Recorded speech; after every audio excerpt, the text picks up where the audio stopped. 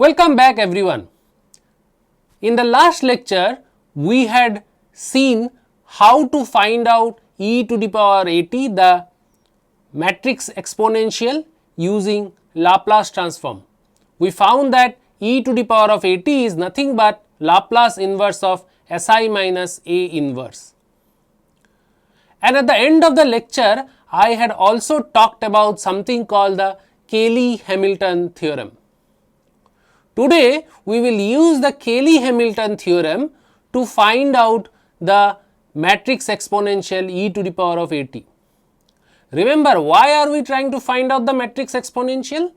Reason is that the state equation's solution, that is the solution of x dot equal to ax plus bu is xt equal to e to the power of a t minus t naught x t naught plus integration from t naught to t e to the power of a t minus tau b u tau d tau. And in that expression, we had e to the power of a t coming twice, in the first summand and in the second summand as well. And that is the reason we need to compute e to the power of a t to find out the state trajectories and eventually to find out the output trajectories. Today, we will go ahead and look at the alternative way of finding out the matrix exponential with the help of Cayley-Hamilton theorem. So, what was the Cayley-Hamilton theorem? The Cayley-Hamilton theorem said that if you have a matrix n cross n square matrix and its characteristic polynomial is suppose this chi of s, then in place of s, when you substitute the matrix A, then it becomes a matrix polynomial, and that polynomial will always become a zero matrix. Remember, this 0 was an n cross n zero matrix. And we had taken an example and showed how this happens. We had already taken an example and seen that. So, let us now dive into an example which will motivate how we can actually go ahead and find out e to the power of at. Suppose you have a matrix A as given here and you are asked to find out what will be the evaluation of this matrix on this polynomial. In other words, what will happen if I replace S by A and evaluate this matrix. So, basically I am asking the question, what is the matrix a to the power of 4 minus 3a cube plus 2a square minus 2a plus 8i, I being a 2 cross 2 identity matrix. Of course, one can go ahead and keep on multiplying a 4 times, so to get a to the power of 4, and that way you can find out this expression's value, but instead of doing that, we will use the Cayley-Hamilton theorem to come up with a solution for this. Now, notice that this is a 4th degree polynomial and we know that the characteristic polynomial of A will be a 2nd degree polynomial because determinant of Si minus A will come out to be a 2nd degree polynomial. So, let chi of S be the characteristic polynomial of A. Then you can see we know that there exists a polynomial Qs and Rs such that we can write it in this form. Now, what is this? What is it telling basically?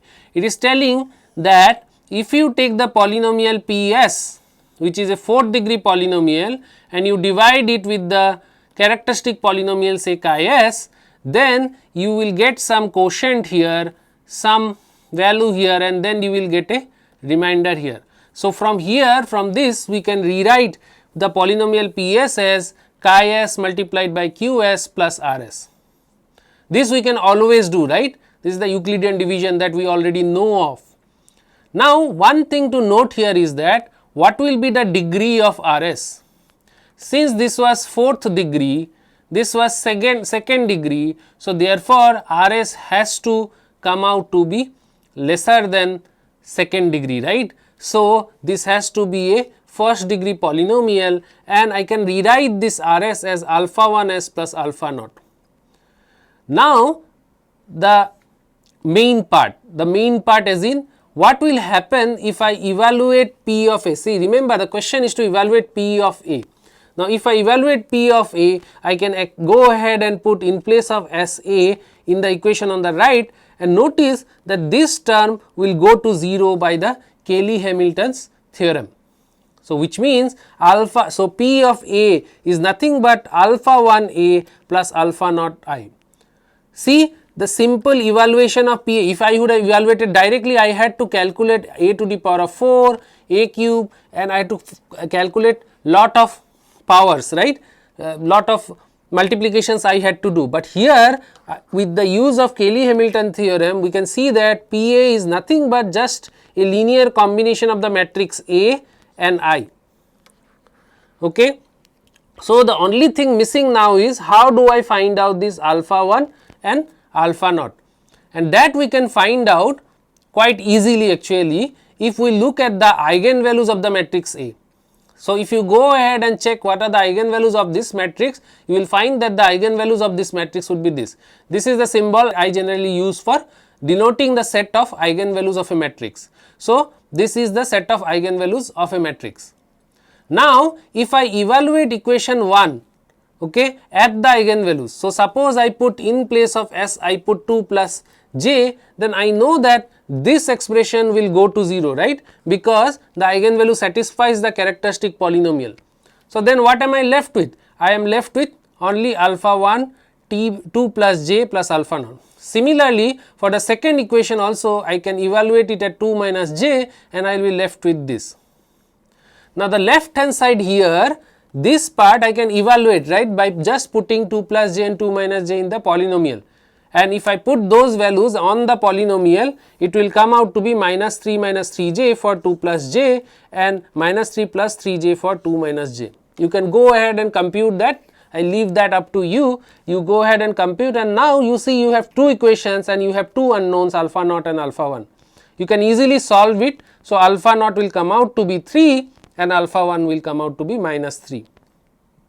Now, you see, once I know alpha naught and alpha 1, now it is a straightforward calculation to find out P A, right. So, in place of alpha 1 you put minus 3, in place of alpha naught you put 3. So, once you calculate that out, you will get minus 3 times of A was this, and then plus 3 times of I is identity matrix 2 cross 2. Once you calculate that, this is the matrix that you will get. You can go ahead and check in MATLAB and you will see that you will get the same matrix. Let me show you in MATLAB.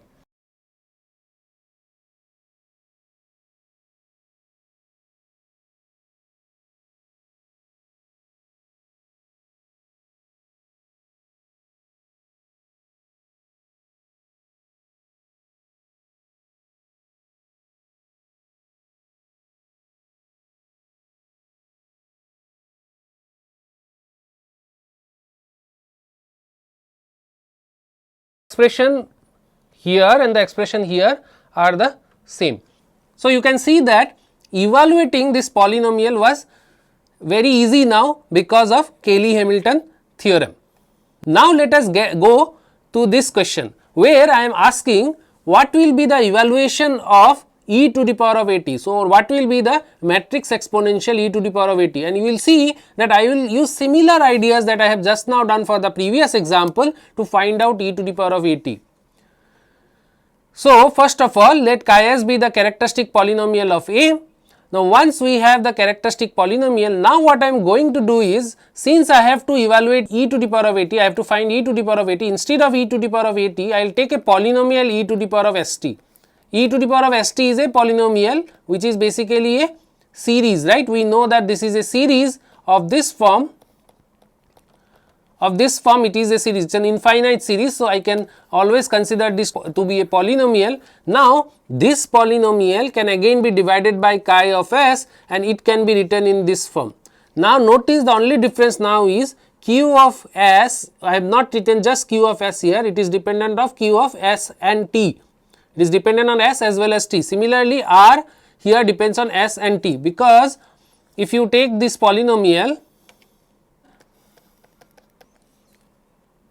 and divide it by chi of s, which is only in s, then of course here will be terms, here will be functions in terms of t and s. So, therefore, this will be in terms of S and T, and this will also be in terms of S and T. Now, the important thing is that this term you can rewrite as in this way. Why? Because this is the remainder. We know that the degree of this remainder must be lesser than the degree of the chi s, which has 2 degree, right. So, therefore, it must be of this form, where now the coefficients are dependent on t only. Okay. Now, we use the same idea. We will now try to find out the expression e to the power of a t. To evaluate e to the power of s t at a, you will add alpha 1 t a plus alpha naught t I. Okay. Now, this is the expression we will have to evaluate. Like the previous case, we find out the eigenvalues of this matrix, which is -2 and -1. Remember, Ps now is e to the power of Ps is e to the power of st. So, I will evaluate this polynomial at the 2 eigenvalues, which is -2 and -1. So, we get e to the power of -2t, and then again this is nothing but alpha 1 t. Ps is nothing but this, and we evaluate this expression at -2. So, when I evaluate it at -2, this term will go away, because -2 is a root of the characteristic polynomial. So, I am left with this, and again I evaluate it at -1, again this term will go away, this term will go away, I will be left with minus alpha 1 t plus alpha naught t. Now, you can see that this is again 2 equations in terms of alpha 1 and alpha naught. So, we can rewrite this equation in a matrix form in this way. Say, let me call it say P. So, P Q R. So, you are solving P Q equal to R. So, you have to find out the Q such that this is solvable, and it is easily solvable here because this matrix is invertible. You will be able to invert this matrix. Once you invert this matrix, you will get this. So, if you go ahead and invert this matrix, you can see that the final value of alpha 1 and alpha 2 will come out to be this. Now, once you have alpha 1 and alpha 2, you just have to plug in those values here, which I have done here. This is alpha 1 into A plus alpha naught into the identity matrix. This should have been alpha naught. Yeah, please correct it. So, I get alpha naught as this, and once I evaluate this, this will become equal to this. So, this is the e to the power of a t matrix. What I urge you guys to do is check what we got for this using Laplace inverse of Si minus A inverse. You will get the same expression in both cases. So, this is how we can go ahead and find out e to the power of a t. Let me take another example, and in this example you will see that we will run into some issues. So, I have this A matrix here, and I want to find out e to the power of a t. Okay. So, again I go ahead with the same ideas, e to the power of st I take, e to the power of st can be written like this, and notice that now the characteristic polynomial has degree 3. So, the remainder will have degree 2. So, I can write it in this way. Again e to the power of a t will come out to be this expression here, and so now I will evaluate this polynomial at the eigenvalues of the matrix A. Now, what are the eigenvalues of the matrix A? 0, 0, 2. By the way, just for your information, if you have a upper triangular matrix, then the diagonal elements are the eigenvalues. Even if you have a lower triangular matrix, the diagonal elements are the eigenvalues. So, just by looking at the matrix, you can tell what the eigenvalues are in this case. Now, once you have the eigenvalues, I can evaluate this expression, this equation number 1 here at s equal to 0. Once when I evaluate it at s equal to 0, you see these terms will all go away. These terms will all go away. So, I will be left with alpha naught t. So, alpha naught t comes out to be 1. So, in this case it is just a constant. So, if I evaluate at 2, eigenvalue 2, then I will get e to the power of 2t. Again this term will go away. I will be left with 4 alpha 2 plus 2 alpha 1 plus alpha naught came out to be 1. So, I have substituted that. So, these are the 2 expressions that I get. Okay, and notice now that I cannot find out the value of alpha 2 or alpha 1 without having more information, because I have to find it out uniquely, because e to the power of a t is unique. Once you say what A matrix is, e to the power of a t will be unique. I cannot take any value of alpha 2 and any value of alpha 1 here. Okay. So, what to do? How can we find out? Now, notice here is the trick. So, remember, why is this problem arising? Because we have repeated eigenvalues here, and once we have repeated eigenvalues, when I put it in the equation, then I will always get back the same equation for both cases, right. So, the repeated eigenvalue case you will have to be a bit careful how to tackle the repeated eigenvalue case. So, now what we will do is we will differentiate this equation with respect to S both sides. Now, notice that once I differentiate with respect to S, what will I get? Think about it. I will get something like this, right. These expressions will become this, right. Since alpha naught was anyways not dependent on S, so DDS of alpha naught will be 0. So, I will get for this part I will get this. Now, comes this part. Now, notice this part, since this was repeating 2 times, I know that chi of S can be factored as this, some polynomial, and then S square will be there. Now, DDS of S square of chi 1 of S Q of S will be what? It will be 2S chi 1 of S QS plus you take DDS of S square chi S QS, something like this, right. And you notice that now even if you put 0, this will go to 0. The reason being, because 0 has been repeated twice, if I differentiate once, I will still have one factor which will have root 0. If it was repeated thrice, then I can differentiate twice and still the differentiated polynomial that you get will have roots, the repeated eigenvalue as a root. So, that is the reason with this expression. Now, if I go ahead and put S equal to 0 in this expression, I get a new equation, and the new equation would be this. If I put S equal to 0, left hand side becomes T, and the right hand side, this part will go to 0, you will be left with 2 alpha 2 0. So, this part will also go to 0, you will be left with only alpha 1. So, alpha 1 comes out to be T. So, you have the values of alpha naught, alpha 1, and then you will also have from e to the power of 2t expression that we already had. We had this expression already, right, when we evaluated the polynomial at 2.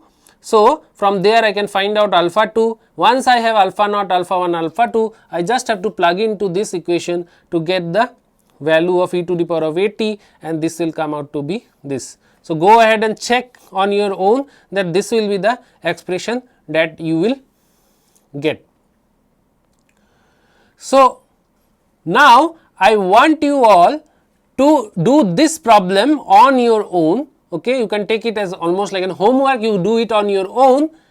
You have the A matrix now, you have the B matrix now. The question is, find the step response of the system, which means ut is given to be 1 for t greater than 0, and then initial condition is given. You have to solve this problem on your own, and while solving this problem you will have to find e to the power of 80. So, I want you to find e to the power of 80 using the Cayley-Hamilton theorem method that we have just now talked about. Use that to get to the solution of this equation.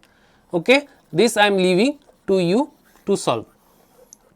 So, by this we have actually come up with the second method by which we can find out matrix exponential, and once you solve this problem you will also know how it gives you the state equations, because once you find out e to the power of 80, finding out the state equation should be easy now, because we have already seen examples how to do that in the previous lecture. So, you can go ahead and find that out. In the next lecture we will look at another method. Okay, we will look at a method which will be very important for us, because it will divulge more information about the system matrix, and we will also need a bit of linear algebra. I will quickly recap a few things, and then I will get into the method by which we can find out the matrix exponential. Thank you.